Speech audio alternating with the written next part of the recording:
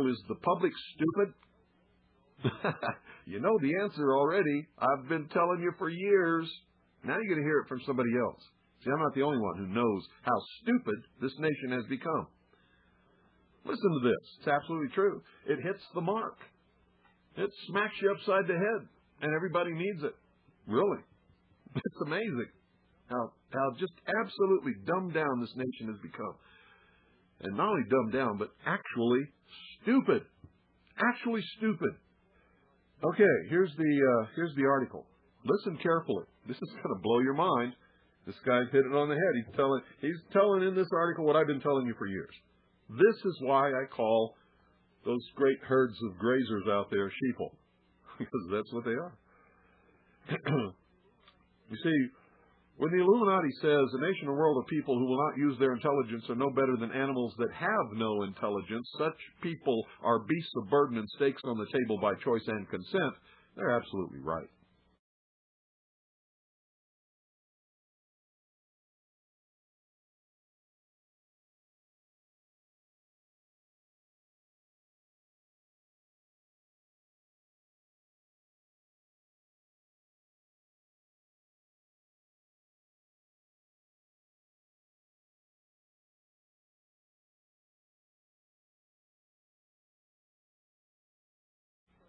So one cannot avoid asking the question, is the public stupid? Adolf Hitler thought so.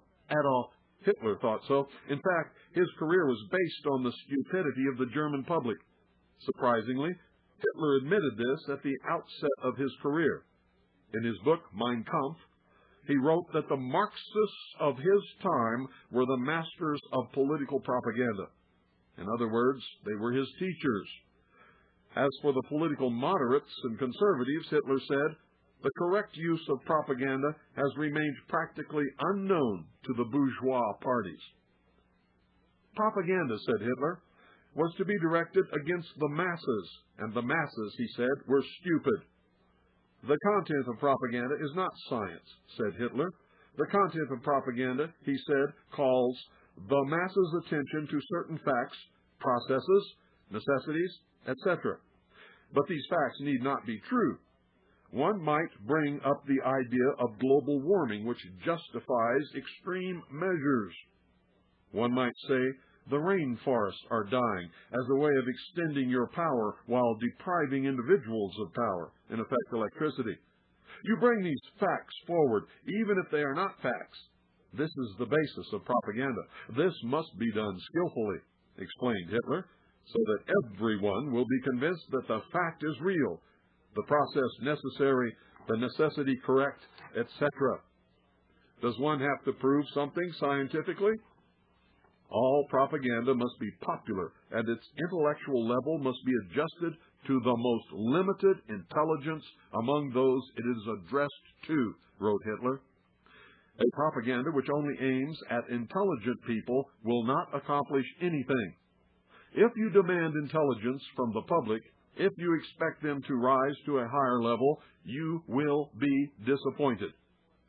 The more modest its intellectual ballast, explains Hitler, the more exclusively it takes into consideration the emotions of the masses, the more effective it will be. In other words, the public is stupid and does not think. Instead, it relies on its emotions and feelings. But what is the IQ of a feeling? It is also a mistake, said Hitler, to make propaganda many-sided. The receptivity of the great masses is very limited. Their intelligence is small, and their power of forgetting is enormous. Because the public forgets so quickly and easily, propaganda must be repeated often. You must establish a virtual drumbeat of repetition. Ashcroft is a dangerous right-wing extremist, is something you repeat again and again. Republicans are divisive, would be another commonly recited phrase. When examined closely, these ideas are nonsense. More often than not, the people originating this propaganda are themselves extremists, whose propaganda divides the nation according to race and sex. But in accusing others of doing what they do every day, they insulate themselves from attack. All eyes are turned in another direction, where they're told to turn. The best propaganda is therefore simple and repetitive, because it is repeated so often. It spreads and receives reinforcement from all quarters as the stupid public regurgitates what it has learned in common discourse.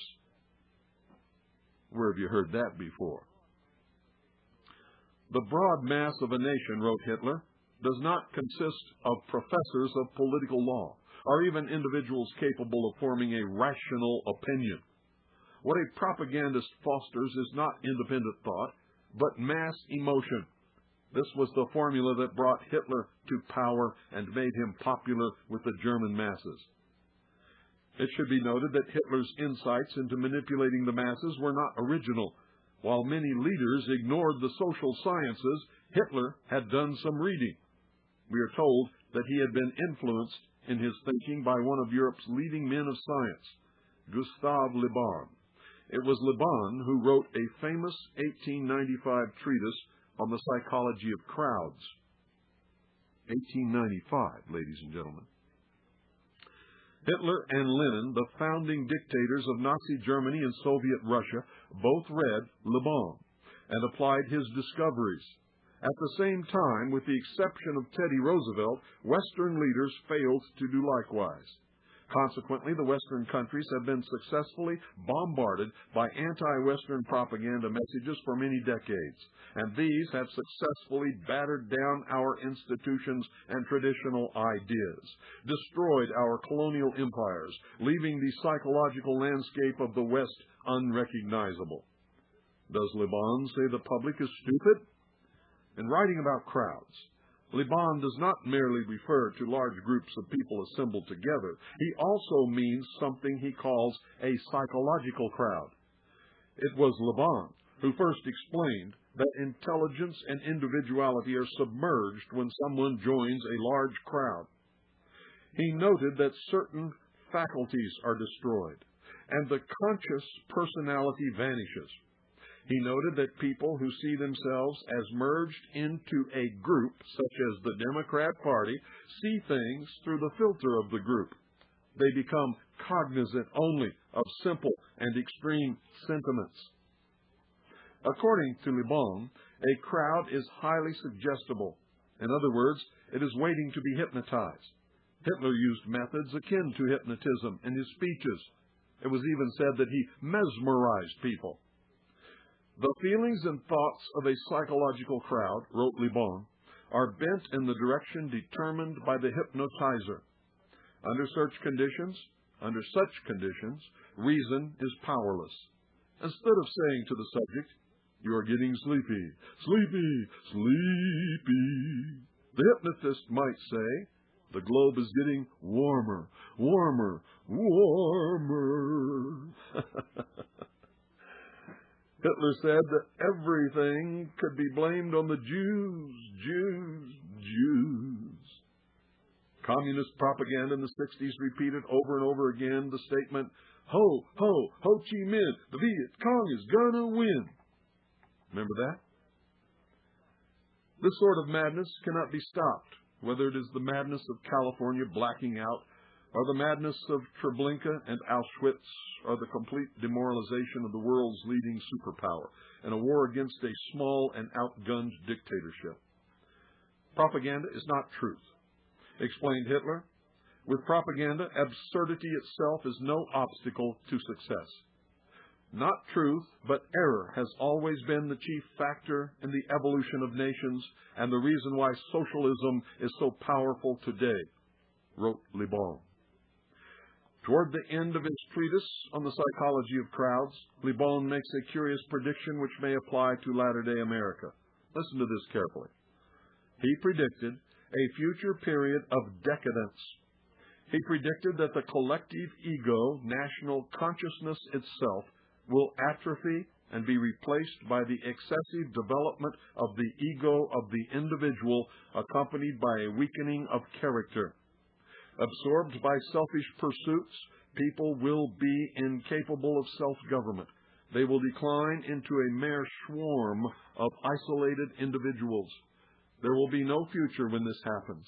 Such a civilization, wrote Lebon, may still seem brilliant because it possesses an outward front, the work of a long past, but it is in reality an edifice crumbling to ruin, which nothing supports and is destined to cave in at the first storm.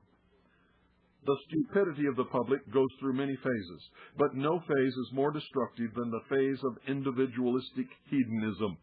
Under this phase, ancient social structures give way to mass entertainment. The people, hypnotized by advertising and entertainment, are no longer vulnerable to a Hitler. In fact, they no longer feel like citizens of the country at all. The country is no longer very interesting to them. The question of politics becomes a question of selfish gain. Either people want something from the state, or they want to be exempted from making a contribution. Such people are no longer citizens at all. They are merely consumers who watch the same TV programs and play the same video games. The public is stupid, and its last stupidity, visible all around us, damns it without appeal. You see, I'm not the only one that has noticed that most Americans are no smarter than the beef they eat. Happens to be true. And I know it hurts everybody's feelings and they don't like to hear it, but it's true. You can't deal with problems unless you understand what the problem is. America has become stupid. America has become a nation of cowards. America has become selfish and hedonistic. Boy. Oh, that is really bad news.